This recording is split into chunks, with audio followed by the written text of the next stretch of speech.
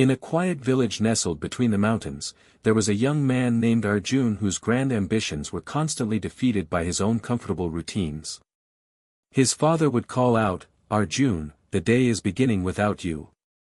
And he would simply pull his blanket tighter and reply, "Just a little longer."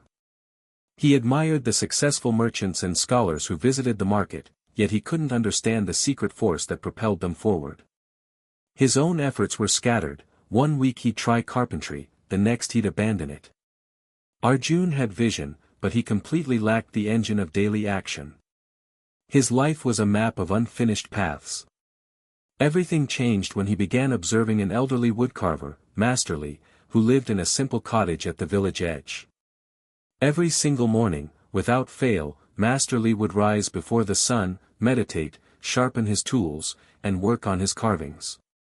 His life moved with the quiet, powerful rhythm of the seasons. Puzzled, Arjun finally approached him one afternoon. "Masterly," he asked, "why such a strict routine?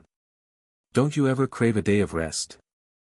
The old man looked up from his workbench, his eyes holding a deep light. "Young friend," he said softly, "action plants the seeds of your future. What you do today is the harvest you will reap tomorrow. You may not see the roots growing, but they are. The seeds of your future are planted by your daily actions." Those words settled in Arjun's soul. That evening, he stared at his own reflection in the well water, haunted by all the projects he had started and then abandoned. What if his destiny wasn't written in the stars, but in the small, repeated choices of his every day? The very next dawn, as the sky was still a deep indigo, he pushed his blankets away. His entire body protested, begging for more sleep. But he remembered the woodcarver's words. He put on his worn shoes and stepped outside for a walk. He didn't go far, just to the old oak tree and back, his lungs burning as if he'd climbed a peak. But he did it. The next day, he did it again. And the day after that.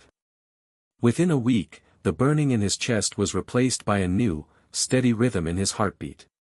He then introduced a second small practice, reading for 30 minutes each evening.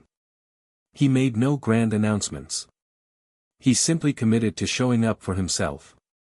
Seasons turned. One morning, while drawing water from the well, he caught himself humming. He felt clearer, more solid. The fog in his mind had lifted. His friend, Rohan, noticed the shift. "Arjun, you move with a new purpose. What happened to the boy who loved his hammock more than anything?" Arjun smiled. "Change didn't find me. I built it, one small stone at a time, until the path was solid beneath my feet." Soon, news arrived. The regional council was seeking an apprentice, a role requiring both physical stamina and basic learning. Arjun knew this was his moment. On the day of the assessment, many young men from nearby villages gathered. Some boasted loudly, others looked pale with worry. Arjun simply breathed deeply and found his center. The first test was a long walk carrying a load. Several started too fast, their energy fading quickly.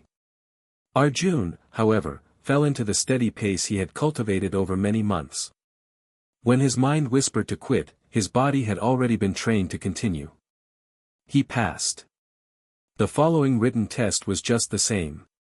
While others scrambled to remember facts, Arjun's mind was calm, his understanding built brick by brick during his nightly readings. He passed that, too. Weeks later, a formal letter was delivered to his home. He had been chosen. His hands trembled as he held the parchment. His father, seeing the tears in his son's eyes, rushed over and embraced him tightly without a word. The village celebrated, but the proudest smile belonged to Masterly. "You see," the old man said, placing a hand on Arjun's shoulder. "Inspiration is the spark, but discipline is the fire that keeps burning through the coldest nights. Discipline is the fire that burns through the coldest nights." The lesson is this: we believe massive change requires massive effort. But true transformation is a quiet construction project. It happens in the small, almost invisible habits you practice daily. Not for a month, but until they become the very core of who you are. You don't need to reinvent yourself overnight. Begin with one tiny commitment. A 5-minute walk. One page of a book. Making your bed. Your habits are the quiet architects of your destiny. Build them with care. If this story found a home in your heart, don't let the feeling fade. Pick one small thing and start it today, because the longest journeys are always built from the shortest, most consistent steps. If this resonated with you, please support our channel by hitting the like button and subscribe to Winds of Thought for more stories to guide your path.